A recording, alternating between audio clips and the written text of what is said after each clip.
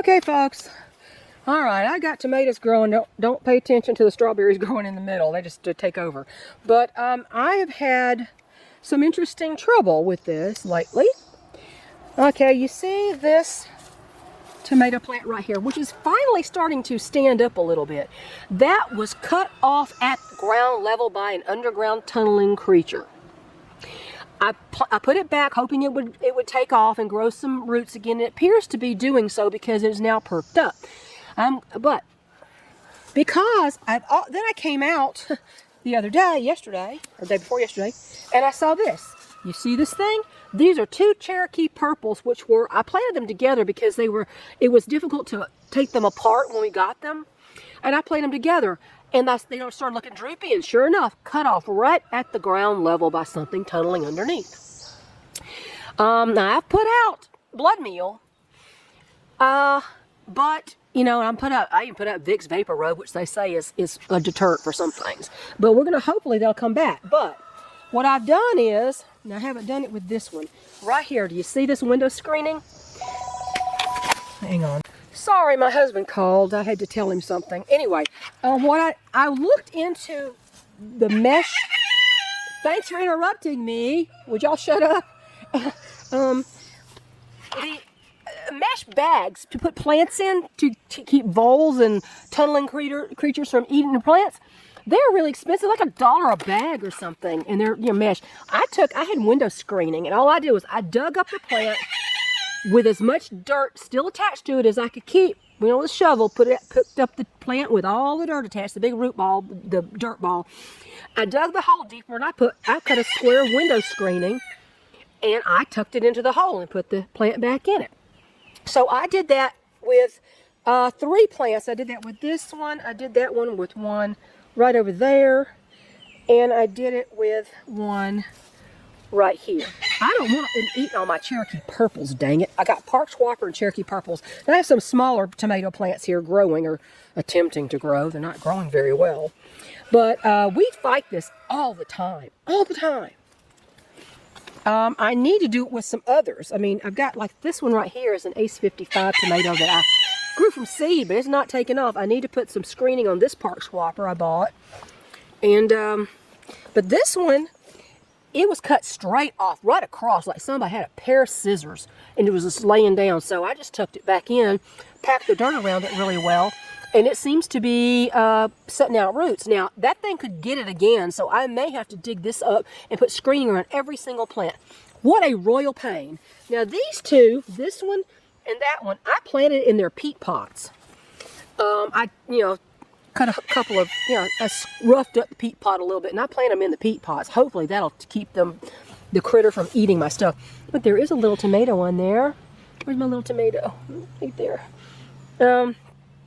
So this is what we battle all the time. Now, the raised bed over here, this has metal, it has corrugated metal underneath it. So it's kind of anti-tunneler. This one is, I've got, marigolds and on both sides. But right here, I planted some boxcar willies from seed, just several of plants right there. These boxcar willies. And I planted some boxcar willie tomatoes in here from an old packet. But back here, these right here, and this right here, and those are tomatoes my husband, we had a grocery store tomato, and he just took the seed out, wet, and just put it in there. And it's growing just fine. We always dried out seeds, but you don't have to, I find. It's interesting. And down here, this is all broccoli. I have 2 kinds of broccoli growing, Waltham 29 and Sun King. I think it's called Sun King broccoli. I had the seeds, and I thought, why not plant them, right? Anyway, so my marshmallow plant is turning into a tree. These are good for your respiratory, for a sore throat and stuff. It's like a mucilage sort of thing. I will speak it. I mean, I'm kind of mad about a doctor thing that just happened. I got to straighten out. But that threw me off my game today. This right here, marshmallow plant, has blooms. It'll have blooms on it. You can dry the blooms and the leaves, and you can use it in tea. And you could also use the root, marshmallow root. for respiratory stuff. I forgot what all. I always have to keep looking it up because I can't remember about all these herbs. But yeah, and then I have a, what else? It's growing violets. There's a rosemary plant in there. There's a Mountain Pride tomato in there where nothing can get hold of it. And I forgot, that's elecampane. I can't remember what elecampane is for. It's an herb. That's the first time I've grown it. I forgot what it was. So, I got that. And I got, of course, the grapes right here. The grapes here. It's muscadine type grapes on this.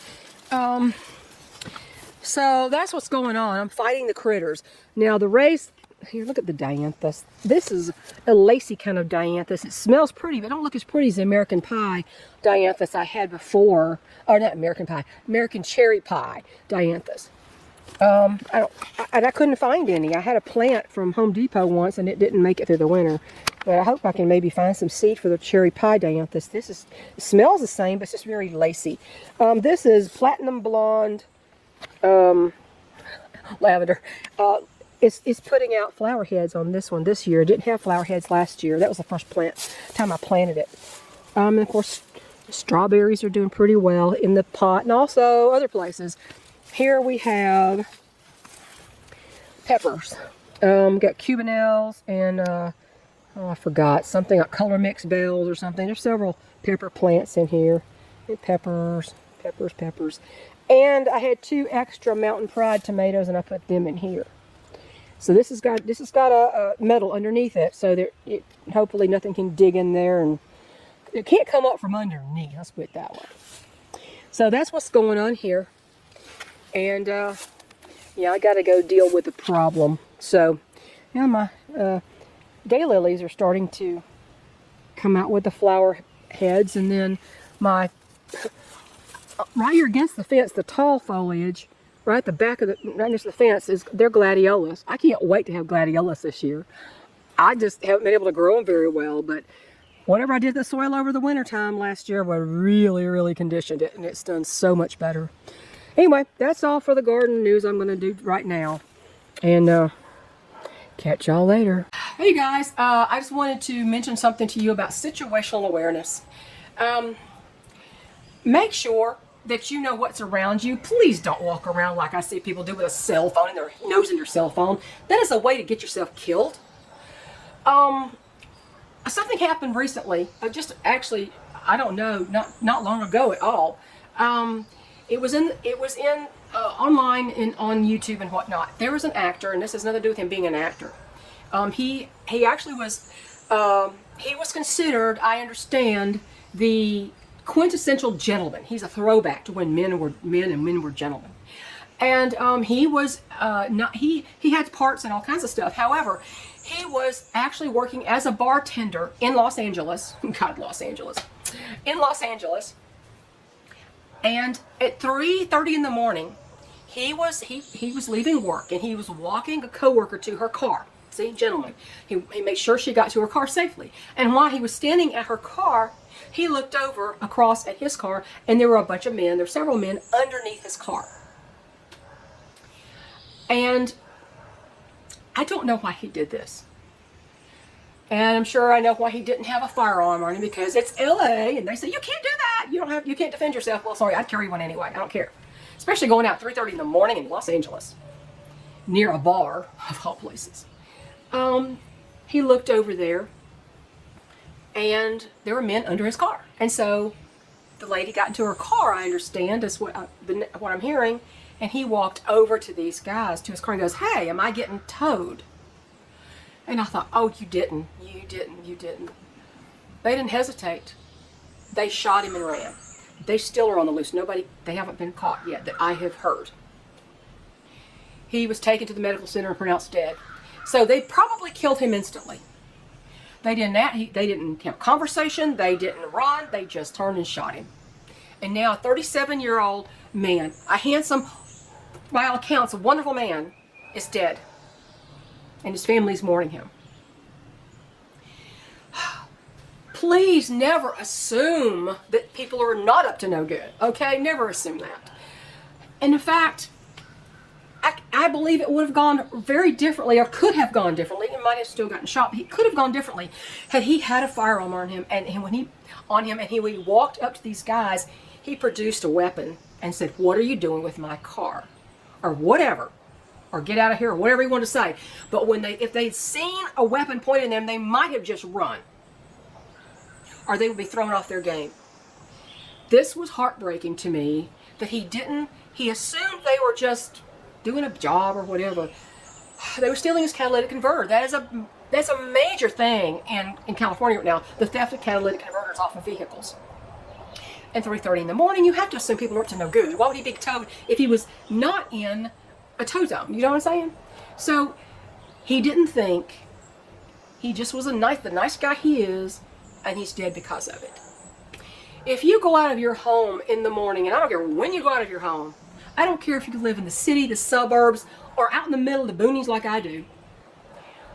The minute you go out your door, oh, maybe a good idea to look out the window before you go out your door, but if you walk out your door, please scan your surroundings first. I have a lot of area to scan. But scan your surroundings first.